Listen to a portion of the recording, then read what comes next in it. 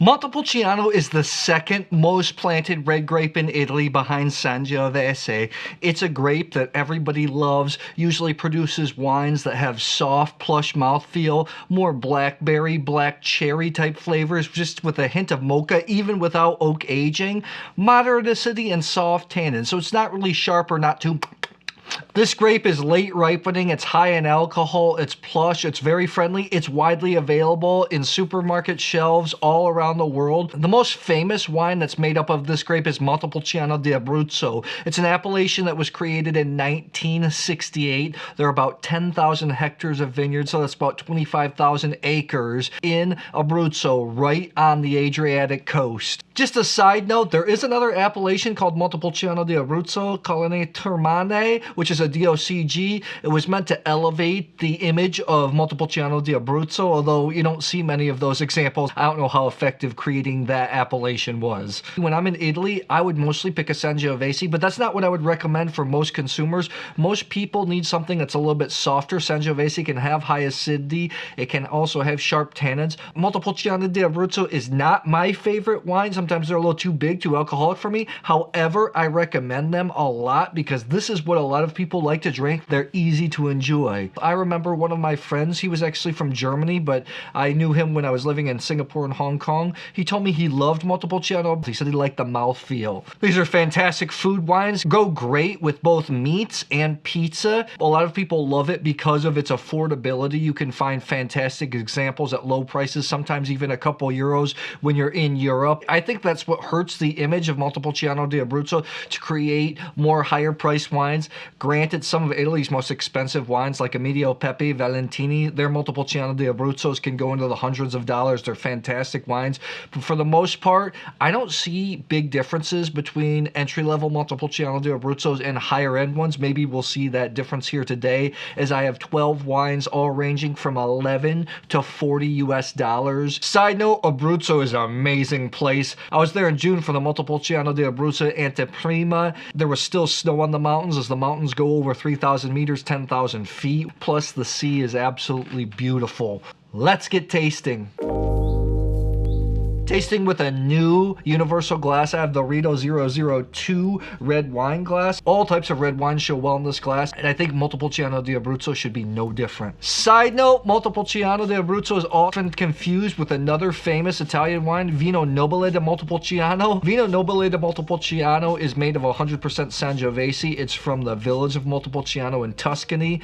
Montepulciano di Abruzzo. Montepulciano is the actual grape, and it's from the Abruzzo region. I know. Wine's confusing. I had somebody Coravin these and mix them up for me. I'm gonna taste them one by one and then reveal. Fair enough? Let's start out with wine number one. Wine one, attractive black raspberry. It's even slightly floral. It's good wine, but to me, it tastes more like kind of like an entry-level price point. It's very pretty. Black raspberry, just a touch of mocha. It smells really good. Maybe just a hint of sour cherry, which I like.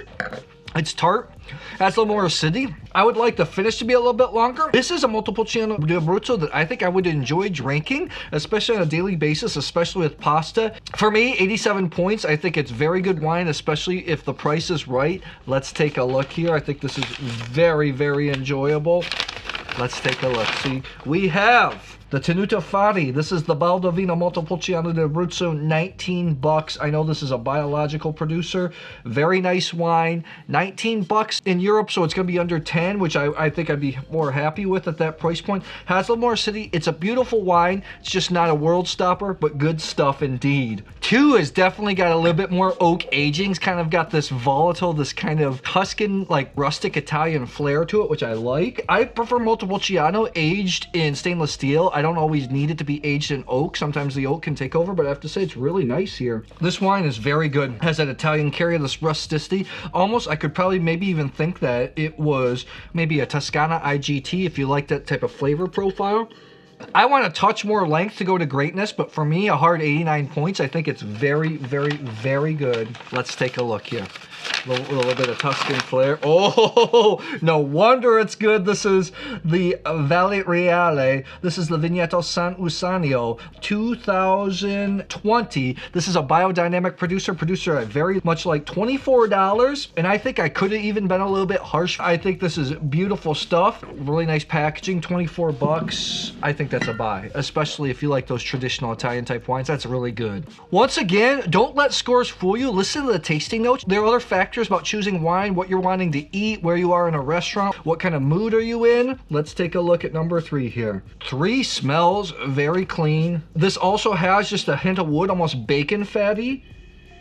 The fruit doesn't come out as much. It's more black cherry, just a touch of mocha. Full body. You pick up a little bit of wood on the back end, but I think the structure is good. The fruit has enough length. Changing my mind a little bit. Usually, I like oak and white wines more than I like oak and red wines, but when it's done well, I think it's put together really nice. I think this is aged really nice in the medium term. Here's the cool thing about Montepulciano, even inexpensive ones, if they have about 3 years of age on them, I think that's the sweet spot, so don't worry if you see it on the shelf and it's a little bit older, although I do like fresh wines. For me, I'm going to give this 90 points. I think it's nice. I think it can age pretty nicely in the medium term. Let's take a look here. This is the Senza Riserva Montepulciano di Abruzzo. This is made by a cooperative, Cantina Tollo, 2019, 15 bucks. I think this is a steal. Another thing, Abruzzo has traditionally been dominated by cooperatives. That's what also drives the price of wines down. I think that's worth seeking out. I'm really actually quite impressed. Really impressed. Cooperative winery for the win. Wine number 4 here. 4 also has a hint of wood, black cherry type flavors. This feels a little bit leaner. It doesn't feel as big, and which I like. Montepulciano Abruzzo can get kind of burly sometimes. This is classy, elegant. Has acidity, because this might not be the traditional Montepulciano di Abruzzo that people like. I think it's super elegant. This is actually one that I would really enjoy drinking. Hold on one sec. I think a lot more people would like the previous 2 because of the wood is a little bit stronger, but for me, this is exactly what I want to drink. This is juicy. I am 91 points. I think this is very good. Another wine from Cantina Tollo. This is the Rubi Collesecco. This comes in at a whopping 15 bucks. That's impressive. Man, Montepulciano di Abruzzo is trying to move away from the image of cooperative, inexpensive wineries. Smaller wineries are trying to make better and better wines. And that point's not proven so far, as my 2 favorite wines in the tasting so far have been cooperative wineries. Let's see if that changes. Number 5 here. 5 has a little bit more wood. This is Blackberry Black Cherry City, if you like that. A little bit of incense. This is pretty complex.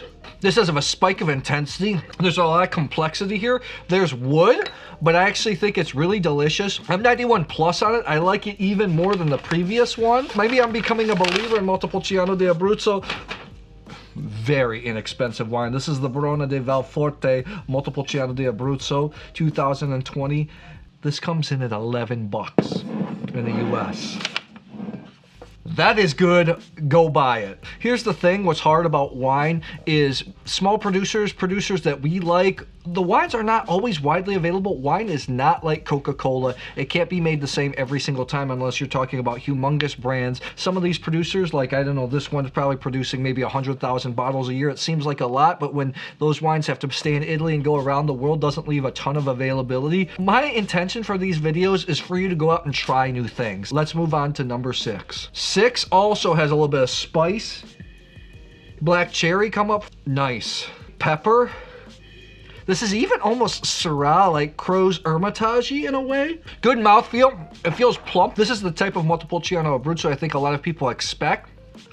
I think it's delicious. It's the variety down to a T. I gave it 89 points. I think this is very good. I think you should go seek it out. This is the same producer as number 1, the Tenuta Fauri. This is the Ottobre Rosso Montepulciano di Abruzzo 2021, 17 bucks.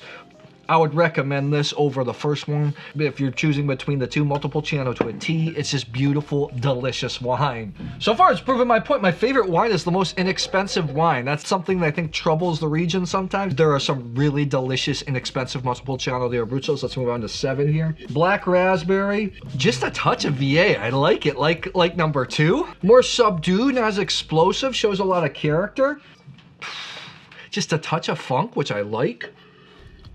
Rich, right? Has a hint of mocha on the back end. I'm gonna give this 90 points. I think that other people that taste this might think that this is even higher, might think this is one of the best wines I've ever tasted. Just got a touch of funk, that plushness. It's got character. I think it's very, very, very good.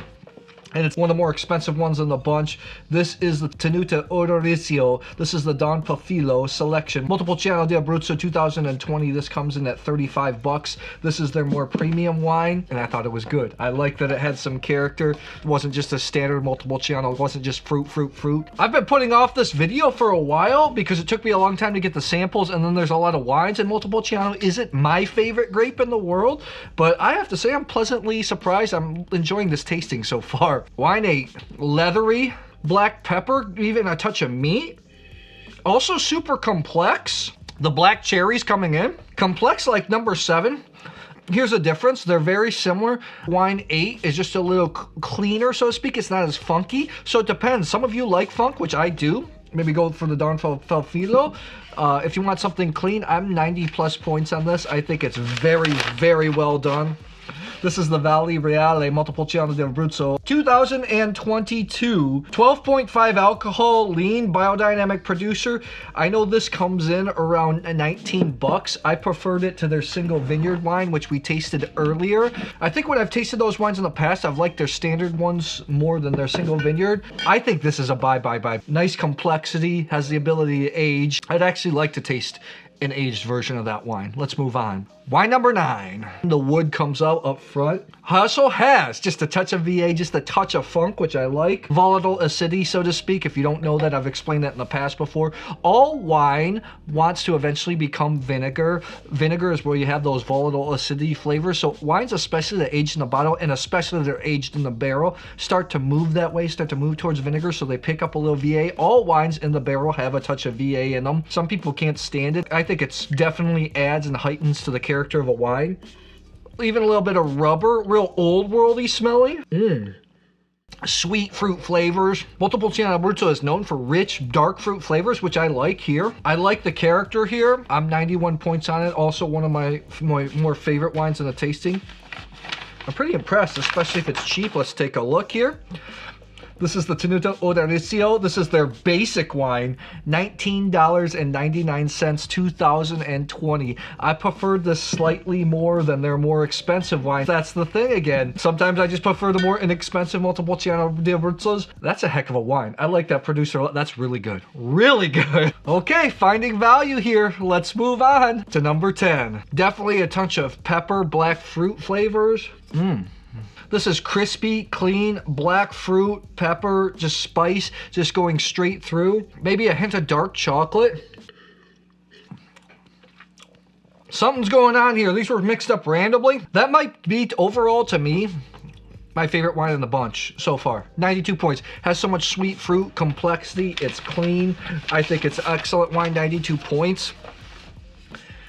Again, by a cooperative. This is a Cantina Tollo Montepulciano di Abruzzo Riserva 2018, 30 bucks, a little bit more expensive. Okay, this also won Tre Bicchieri from Gambero Rosso. Gambero Rosso is one of the more influential magazines in Italy. They rate a bunch of wines every single year, although some people on the inside doubt their business model, whatever. I'm not gonna say anything. Tre Bicchieri is their highest award. They give several wines every year. Tre Bicchieri, which is 3 glasses. Here, blind, I agree with them. This was the best wine I've tasted so far.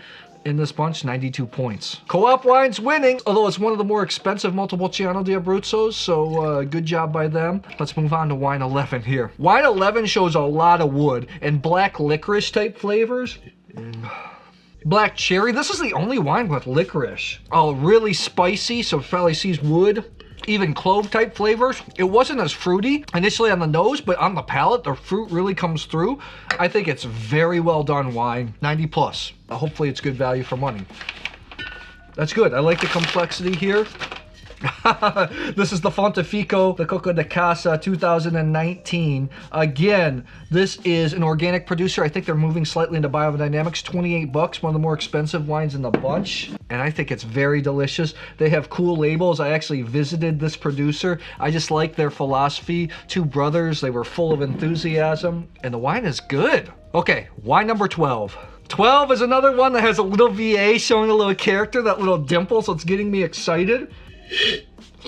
Cassis Black Cherry. I know the flavor's starting to sound really repetitive. Montepulciano is a grape that I think shows pretty similar characteristics. I think that's why a lot of producers find it so dependable. It produces good yields and good wines. And the consumer likes it too. They know what to expect when they're tasting a Montepulciano di Abruzzo. Maybe even a little cola flavor. Montepulciano and Italian to a T. I'm liking the complexity a lot. I think, hold on a second. I'm also going to go 92 points. Also one of my favorites, along with the Cantina Total. I hope this is affordable. That's a beautiful wine. I like... This is the Tenuta Oderisio. This is the Vigna Santa Cecilia Riserva 2018 Montepulciano di Abruzzo, the most expensive wine in the bunch, 40 bucks. But I thought it was absolutely delicious. I like that they had a more affordable one right here at 17 bucks, that it was good. I really liked that one of her wines showed really well because I liked her as a person. That's why blind tasting is so powerful. It takes some of the bias out of it. So tell me, do you like Montepulciano di Abruzzo? What's your favorite Italian red wine grape? Drop it in the comments below.